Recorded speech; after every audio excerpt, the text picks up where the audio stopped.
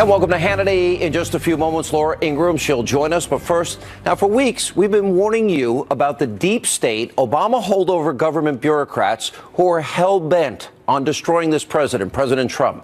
Tonight, it's time for the Trump administration to begin to purge these saboteurs before it's too late. That's tonight's opening monologue. Let's go back to 1861. President Abraham Lincoln, he created, a team of rivals, a so-called team of rivals, a cabinet of rivals, including adversaries that he ran against in the Republican primary. But while President Lincoln sought to unify his party through cabinet selections, he also executed an extensive government purge. He fired over 75%, nearly 1,200 people out of 1,500 bureaucrats that worked in the executive branch who President Lincoln feared could be disloyal. It's time now for President Trump to follow Abraham Lincoln's example and fire anyone and everyone who is actively working against him in government. After all, even former President Bill Clinton, he utilized this tactic back in 1993. He fired all 93 U.S. attorneys, all of them. Now, according to conservative reviews, Daniel Horowitz, sacking imposing government employees is best utilized at the start of administration. He writes, quote, Clinton easily fired all 93 U.S. attorneys on day one. Nobody blinked an eye.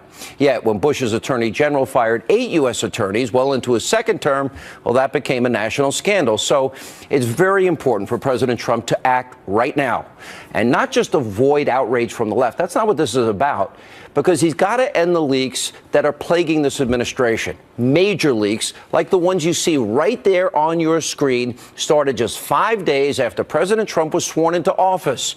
The explosion of these leaks coincides with a New York Times report that says in his final weeks in office, President Obama revised Executive Order 12333, which allows the widespread sharing of this raw data collected by American intelligence agencies across 17 government agencies. Now, that is an additional 16 agencies and their employees who, in the final 2 weeks when Obama was in office, who gained access to top secret intelligence that they never had access to before.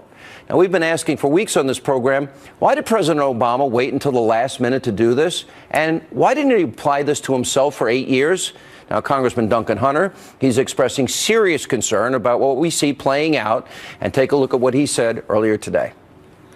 Overall, I think that they're dealing with seditious people within the Department of Justice, within the FBI, within the Department of Interior, within the CIA. There's people that don't approve of the Trump presidency, and I think that they're trying to take him down from the inside. That sounds kind of conspiratorial, but I think that's what Trump's looking at right now. I think you have people within the government, what you call the deep state, bureaucrats, Obama appointees that hate Donald Trump.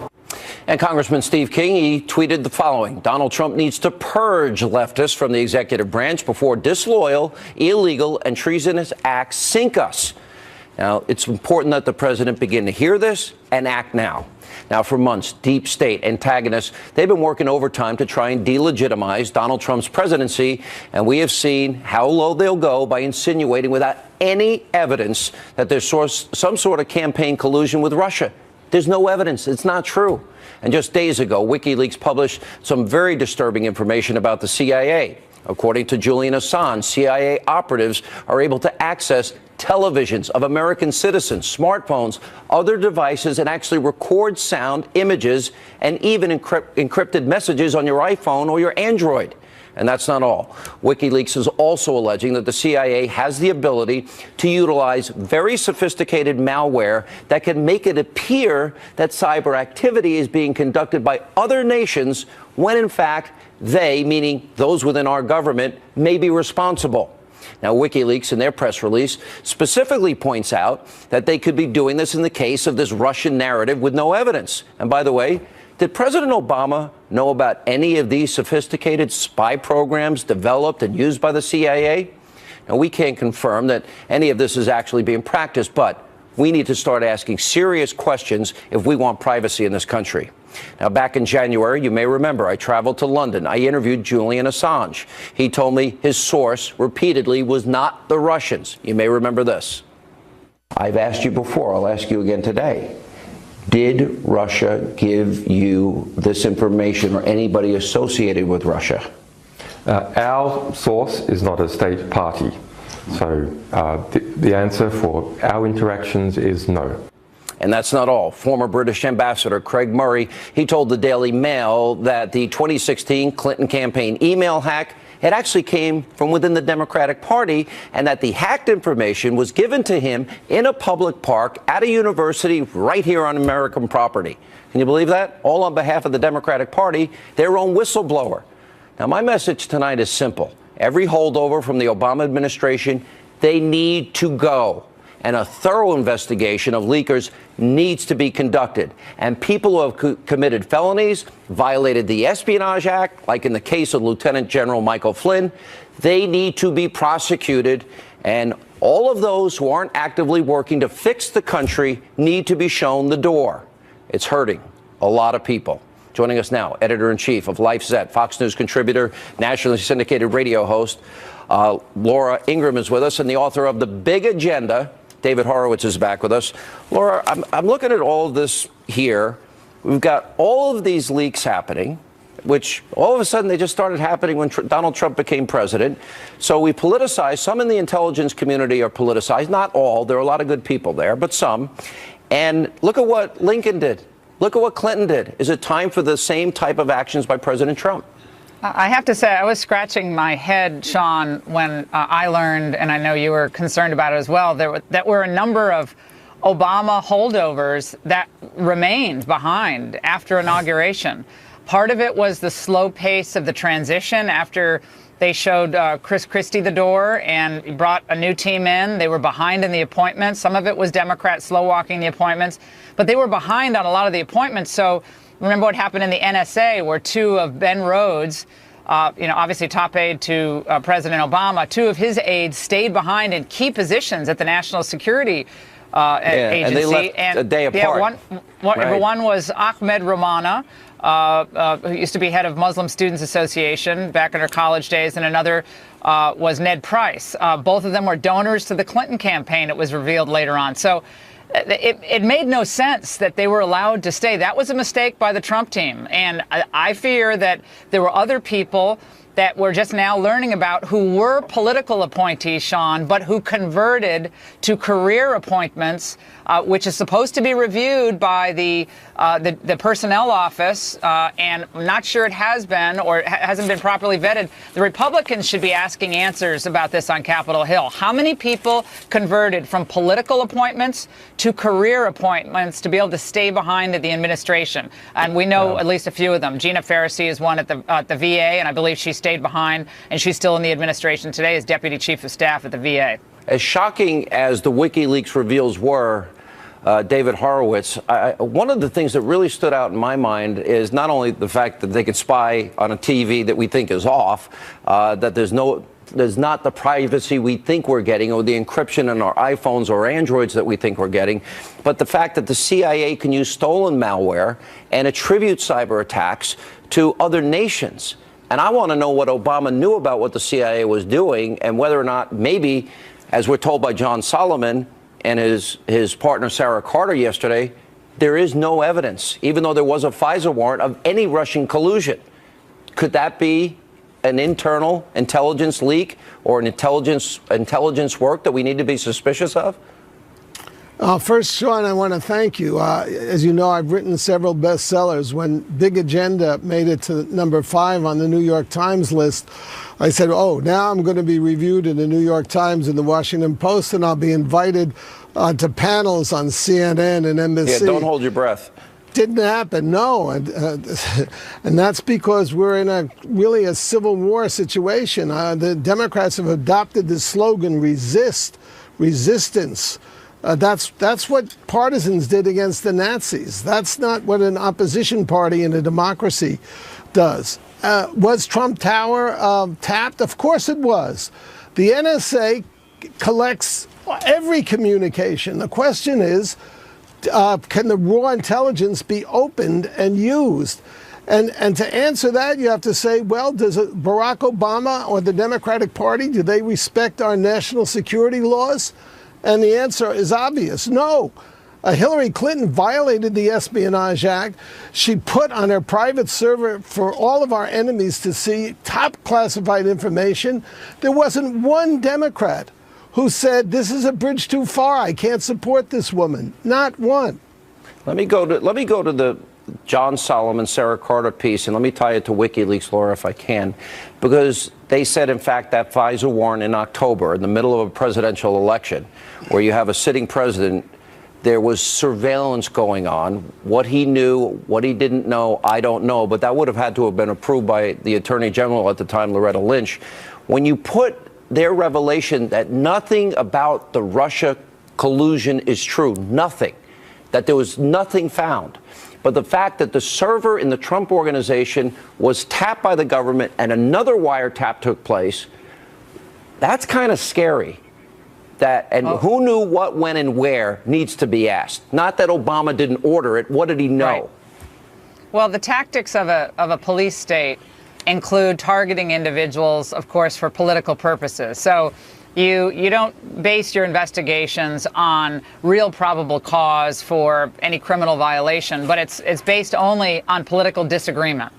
And if we had partisans running these investigations, so-called investigations, and if Loretta Lynch okayed this in the middle of a presidential campaign where no prior information came up that would indicate that the Russians were colluding with Paul Manafort or Carter Page or any of these other people, then you have to ask yourself this question: why was it done? Why was it done in October? Why did they keep surveilling the Trump team? And can anyone really think for a moment that Loretta Lynch would okay this and not run it by President Obama? I mean, I guess you want to keep plausible deniability, but I think that doesn't really pass the straight face test. And what's your thoughts on this? Last word, David.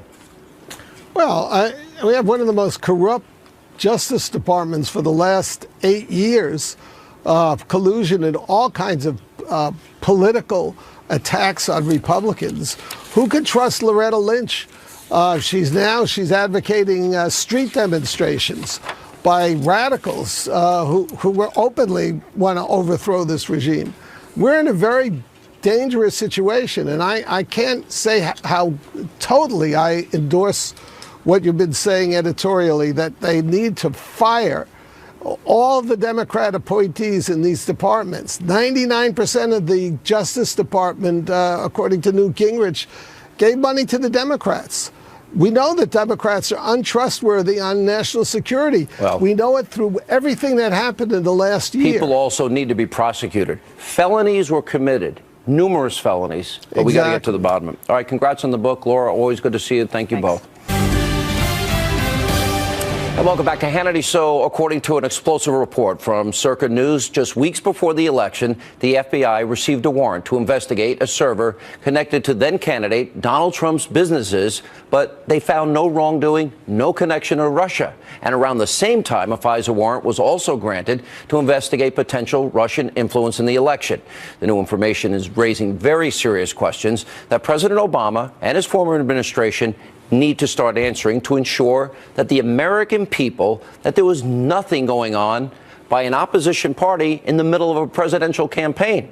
Here now with the journalist that broke this story from Circa News, Sarah Carter and John Solomon. Sarah, I'm going to start with you because John wouldn't show up yesterday.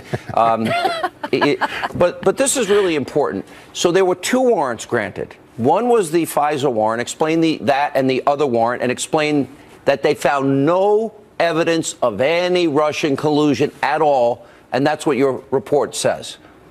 Yeah, basically what we discovered through our sources was that the investigation into Trump's server, which remember is not inside Trump Tower but outside of Trump Tower but registered to Trump, showed no evidence of any criminal activity that would warrant any kind of prosecution of anybody in the Trump team. So that was a very short-lived investigation. Now, there was also a separate FISA. It was an overall FISA, and I don't have as much information on that. That FISA, though, was a general FISA that covered the whole Russian hacking investigation. Now, whether or not there were people connected to that FISA, we don't really know. But we know that the warrant to look into Trump's server found nothing criminal in that investigation. Was it one FISA and one not? Exactly. One was the FISA. the server was not a FISA. It was a regular warrant. The FBI had a traditional investigation when they went into that server, and it was very short-lived. So they didn't spend a lot of time in the server. They went in there, they didn't find anything, and in fact, they said they didn't investigate any emails and they didn't listen to any phone calls. So, well, let me go. I mean, granted, the president put out a statement that he didn't order it, nobody in the White House ordered it. That's irrelevant to me. The question is, did he know about it? And 3 weeks, a couple of weeks before a presidential election, you have a sitting president looking at the opposition party's server. Now, I know from my own dealings with people in the campaign at the time, they had Trump email addresses, Trump organization email addresses. Of course. Yep. In fact, many times that's how I communicated with them. That's right. Yep. Exactly. So what can you add to this in terms of, you know, is there any political opposition involvement? Like, the first name that would come to mind is Sid Vicious Blumenthal. Sure. Yeah. Could he be involved in this? Let's look at what was going on in October. Hillary Clinton got surprised by the announcement that the email investigation on her own email was restarting. And then all of a sudden you start to see a lot of Democrats, Harry Reid, Slate Magazine, starting to raise questions. Hillary too tweeted. Yes, that's right. Tweeting back in October 30th or 31st. It appears that somewhere in October, whatever was going on in the intelligence community became a political talking point for the Democrats. Now the question is it coincidental? Or did something actually happen where people passed on information that the intelligence community had found? We don't know the answer. Let me ask you about the executive order 12333, altered 2 weeks before he goes. Now 16 other agencies can see all of this. Does that look like a trap that was being set by the former president for the new president to you? Good question. It certainly expanded so many people to the access of FISA warrants and NSA surveillance that had long been kept in a very small group of people. Whether it's a trap or whether it was an opportunity to get the rest of the Russia story out before President Obama left, or whether you're saying your investigation and all of your sources said the FBI FISA warrant found no collusion at all. That means the media has been wrong for all these months about this Russian connection narrative. One of the most important things, if you watched all the TV shows, you would swear, not yours of course, but you'd swear that the whole FBI investigation has been about Trump and Russia, and we've been told time and time again just the opposite. Trump was a very small part of it. Ancillary things came in, we checked it out, we move on if there's no criminality. Because there was nothing, and they found nothing that would be criminal. All right. That's right. Let me just ask this question to Sarah. I should ask you most of the questions, Sarah, because John didn't show up last night. But all these WikiLeaks revelations about all of the different techniques that the CIA was using to spy. Now, I guess the NSA, I always thought that was their charter. Is the CIA now our big spy agency? And, for example, stolen malware that they say you can attribute cyber attacks to, say, a country like Russia? In other words, they'll put Russia's fingerprints on it, but it could be happening within our own government? We just don't have the answers to that. And I've spoken to people about this. Some suggest, yes, that's a possibility. Others say, no way, they would have never done it. Because if you think about that, that means they would have been hacking into the DNC. So I just want to go back, though, Sean, because you talked about Executive Order 12333, which is what everybody calls it, 12333. And there's a lot of U.S. intelligence sources that are telling me, look, it's time for President Trump to rescind that expansion that Obama gave. Immediately. And I've contacted the White House. I'm waiting to hear back. I know there are people talking about it there, but I know there's a lot of concern that as long as this expansion stays, there's going to be more and more people being able to see this raw data, which means they'll be seeing the names of Americans, right? Guys, you've been doing great work. I would urge you to continue to stay on this because you have a lot of lazy counterparts out there that are way overpaid, and you are running circles around them. Great job. Thank you both. Thank you, Sean.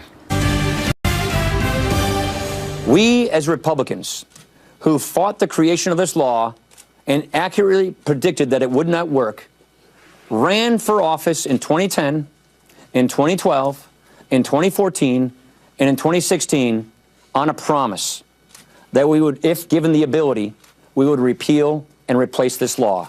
This is the closest we will ever get to repealing and replacing Obamacare. All right, that was the Speaker of the House, Paul Ryan, earlier today, stressing how important it is for Republicans to come together, repeal and replace Obamacare. Now, President Trump wrote earlier on Twitter today, despite what you hear in the press, healthcare is coming along great. We're talking to many groups, and it will end in a beautiful picture. Joining us now with reaction, the House Majority Leader, Congressman Kevin McCarthy. Sir, how are you? I'm doing well, and you? I'm good. Let me get to the first question.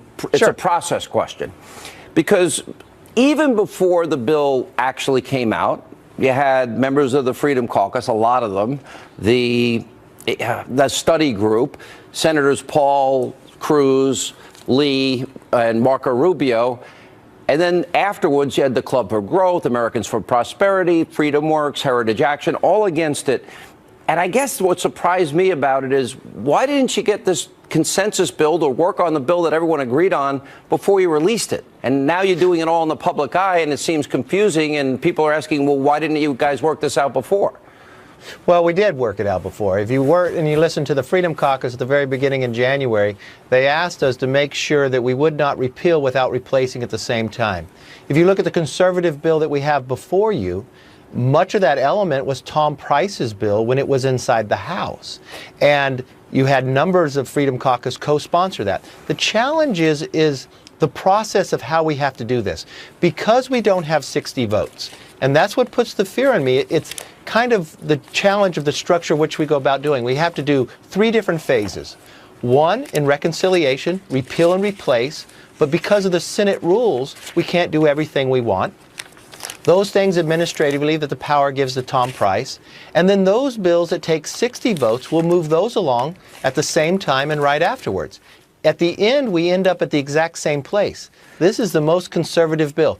Repeals all the taxes. So there's 3 phases to this. All right. So yes. But the critics, and my tie's crooked, and the critics, you know, they're all saying the same thing. This doesn't fully repeal it. In other words, what they're asking and have been asking to do is go back to the 2015 bill, which was a full repeal. At the same time, you follow up immediately with the replacement bill. Why can't that be done? Well, this is the same bill that we put on the President Obama's desk when we repealed it. But take, for instance, that process. If we repealed everything, we would still need 60 votes to pass something new. Well, then you're going to have to negotiate with all those Democrats. It would not be as conservative as this current bill to get 60 votes. Secondly, if you repealed it without replacing it, your premiums would double, the market would collapse, you wouldn't have a market built on the outside to take people up. And who would own that problem, Sean? It would be Donald Trump and all the Republicans currently in office. Listen, this has to work. There's no option here. This has to work. There is no option. This is the first legislative agenda item that the president is now passing here. So at some point, the Freedom Caucus, those senators I mentioned, those groups, you're going to need them. Is it a communication problem that they don't understand the 3-step process? Or are their criticisms valid that it's not a complete repeal, that there are still some taxes in there from Obamacare that exist, and not everything is free market, that there is even a new entitlement, which is the main arguments I hear them making every hour of every day now on television? Sean, we repeal every single tax in Obamacare that was put in during Obamacare. And it's not under another name? No. This is the exact then why are the same Freedom repeal. Caucus guys saying that? Why is Senator Rand Paul saying that? Well, we are sitting up. What Rand Paul would like to do is repeal it and then go into and try to find 60 votes for it. You and I both know how difficult it is to find 60 votes. You're right on reconciliation. I totally understand. There's a legislative complication. Good point. Better to have 51 votes only needed than 60. So explain the 3-step process. And without the Freedom Caucus and those senators, this bill doesn't get passed. What are you going to do in terms of getting everybody together and making this work? And I'd be open to coming down and doing a full-on town hall with all sides. Would you participate? Look, I'll participate anyway because this is the most conservative bill you're going to find. This is Obamacare gone. It repeals all the taxes. That's what we just did last night in Ways and Means Committee. All right, we here's just my went question through energy and commerce. Yes. If you'll come, I'll come down next week, and we can tape an hour for TV, and I'll bring you. I'll invite the senators I mentioned, and I'll invite a couple of Freedom Caucus guys, and maybe we could just hash it out there, and maybe we'll bring in Reince Priebus and see if whatever differences exist, if it can't get worked out. Would you be willing to do that? I'll be glad to. We're talking every day in the process. Because, listen, Obamacare did 3 essential items. They put the control of health care into government, federal government. They were the exchanges, and then they were expansion of Medicaid. What does this bill do? It frees up and gives all those rights to the states, which we believe is very conservative. Secondly, we repealed all the taxes, very conservative. Thirdly, what we did too, the exchanges have now collapsed, so we have to take, one, a tax credit. Sean, when you let people keep more of their own money and make their own decisions in health care, that is the most conservative approach. No. How is letting people keep more of their own money and making their own decisions an entitlement? That's a conservative view. In 2007, that's what Heritage said. It is the best form of going forward in a tax credit. All right, we're going to, I promise, because listen, yes. I'm taking a lot of incoming from people. A lot of people right now are angry and frustrated, and the votes aren't there. And this has to succeed, but more importantly than succeed, it has to be done right. Because as soon as it's replaced, you own it. And it's got to be something that lowers costs, offers more care, more free market competition, healthcare savings, cooperatives, which all need to be a part of it. I think those are the points we all agree on. So, all right. Well, Sean, that's exactly what you're talking about in this bill. And if all you did was repeal, everything else would collapse, and then we would own that. All right. Congressman, I'll look forward to seeing you next week. We'll work it out as soon as possible. Thank you, sir. At the same time, my administration has answered the pleas of the American people for immigration enforcement and border security. We must restore integrity and the rule of law at our borders. For that reason, we will soon begin the construction of a great wall along our southern border. All right, that was the president. Now, during his address to a joint session of Congress last month, he was vowing again to secure America's borders. Now, the president is keeping that promise. Yesterday, Homeland Security Secretary General Kelly released a new report which reveals border crossings, they've dropped by 40% during Trump's first full month in office.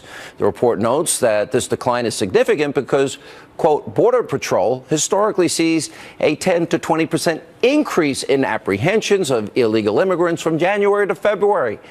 Now, instead, this year we saw a drop from 31,578 to 18,762 persons, and that is a 40% decline. Here with the reaction. He's been on this border issue even longer than me. Fox Business anchor. You're like the #1 show on your network, our sister network, Fox Business. Congratulations. Thank you very much. You and I have agreed on this for many years. You got in trouble once, and I called you and said, keep it up. Keep getting in trouble. Just that one time. Yeah. I don't remember what it was about. I don't understand those that don't understand the need for America to vet people coming in here and to have a border wall with a door. What's so bad about that? There is nothing bad about that. But we have what has become a fifth column, at least intellectually, in this country, that has said, the United States doesn't have the right to have borders and ports that it secures. We don't have the right to decide who becomes an American any longer. You're racist, xenophobic, Islamophobic, homophobic, whatever phobic. But somehow, despite all of that, we're the most heterogeneous, diverse society on the planet. And we're then called nativists. I'm sorry, if we're nativists, and we're the most diverse society on earth, that makes us pretty good people. Listen, I actually haven't been down to the border as often as I did. I reported a lot from down there. I remember. I remember being in San Diego, seeing $1 million, $500,000 houses. Gulch. Yeah, okay. On the other side, what we would describe, both of us, as a dump. Kids playing in it. Right. You can see across this part of the fence. And if I was on that side, I'd say, I want to go over there. I don't blame people for wanting opportunity. I think America, though, needs to say, okay, if you want to come here, #1, you can't take American jobs. #2, you have to be able to sustain yourself. #3, when we have room, we'll take as many as possible as long as you want to abide by our laws and sovereignty. Right. And what could be more straightforward? I put forward a syllogism 15 years ago on this issue of immigration reform. And the idea that you can somehow just have immigration reform without border security is madness. And the syllogism I put together is this. If you wish to reform our immigration laws, then I think it's necessary that we control immigration. Perfect. And the only way to control immigration is to control our borders and our ports. Now, if anyone can defeat that syllogism, I will listen to whatever plan they've got and support them fully. Good to see you, Lou. Good to see you, Sean. Thank you. And welcome back to Hannity. So the all-left propaganda, destroy Trump media, continues to stoop to new lows. Here's Mr. Thrill Up His Leg, MSNBC's Chris Matthews.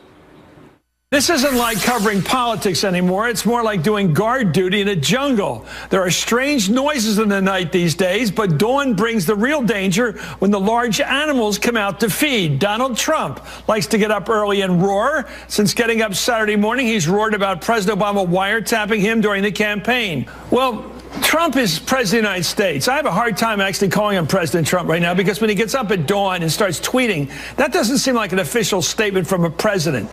And then we have Mr. Whitelash himself, Van Jones. Now, following the president's joint address to Congress last week, Van Jones, he got away from his usual talking points and actually praised Trump by calling him presidential. Well, last night, Van Jones started his program by acknowledging that some people are not happy with his positive remarks about the president. I do understand why so many people were shocked and disappointed, because for millions of people, the people I love and I work with and I know and I care about, Trump is the scariest villain of all time. You got people living in fear, and they don't want to hear Luke Skywalker talking about, oh, well, you know, Darth Vader does have some nice things to say. They're not trying to hear that. Here with reaction, Fox News contributor Mercedes Schlapp, and from the Hill, Joe Concha is with us, the media reporter. I don't even know what to, you know, how does somebody say Whitelash, then presidential, then the villain of all time? What is going on at these networks, in your opinion? How does Van Jones even have a national platform? Ding, ding, ding. He used to be a pundit, and that's fine.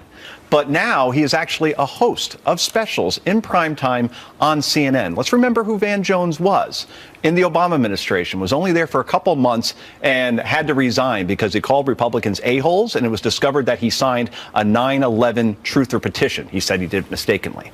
But now what do we do here in media? We give guys like Van Jones these huge platforms to express their views. I don't think it should be anywhere near that. Do you have any doubt that CNN and NBC and most of these networks, New York Times, have made a decision?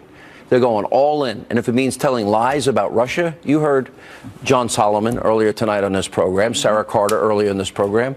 Their reporting says they investigated that there was a FISA warrant and another warrant, no evidence whatsoever to back up all the lies we've been hearing on TV for months. Sean, follow the money in these situations.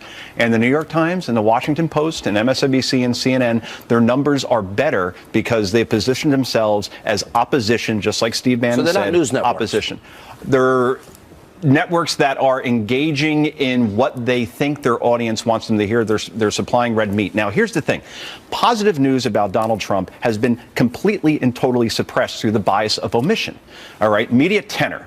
They're international. They're not biased in any capacity. They analyze CBS Evening News, NBC Nightly News, January 20th until February 20th. What's the percent negative? Okay. Out of 100 stories on those two networks during their evening broadcasts, and these are big because it's 8 to 10 million people watching each of them. Right. 97 of them out of 100 were negative.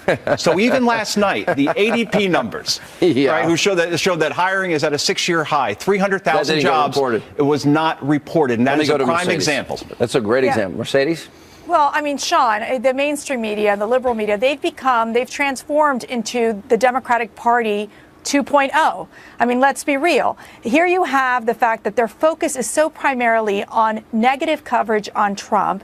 The American people are getting tired of it. You have a poll that just came out that said 55% in an IBD poll basically said that they're weary of the persistent negative coverage on Donald Trump. Now, what are the liberal media doing? They are focused on placating their base. They are focused on making sure that they build this narrative that President Trump is a villain. And they're missing the point that President Trump actually, in these past 40-something days, has spent more time reaching across the aisle, working with traditional Democratic coalition groups like African Americans, like the unions. He's meeting with moderate Democrats. Those stories are being missed. And that is where I think that the liberal media, they're just focusing so much on trying to be that opposition party and not necessarily just reporting the news. Yes or no, and we got a break. Is journalism dead? Am I right? Journalism as we once knew it? Dead. Absolutely. I think the traditional hierarchy of journalism is dead. I do think that it is incredibly troubling when you have these networks basically saying that they are trying to provide a fair approach, but they're not when it's so much about the negative coverage on Donald Trump. All right, thank you both. Coming up, we need your help. A very important question of the day, and apparently a very mean message on the Hannity hotline for me, I've been told. That's next.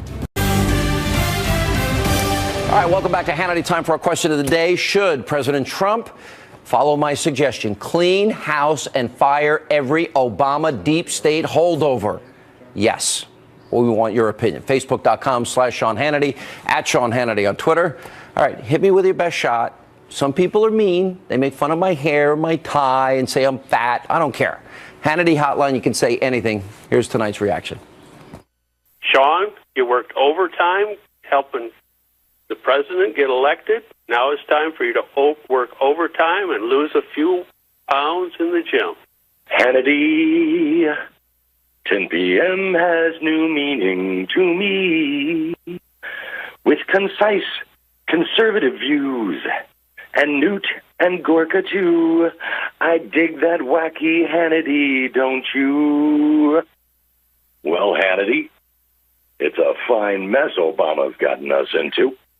It's time to get the wagons in a circle, Pilgrim. All kidding aside, I dig what you do, Mr. Hannity. Keep on keeping on, my friend. All right, new rule. No heavy drinking before calling the Hannity hotline. And by the way, I just lost 13 pounds. What are you talking about? I'm in the best shape of my life. I do martial arts 4 days a week. Anyway, have something you want to say, nice or mean, we don't care. Just call the number on your screen, 877-225-8587. That's all the time we have left this evening. Hope you'll set your DVR. Don't miss an episode. We need you. We'll see you back here. The battle continues tomorrow night.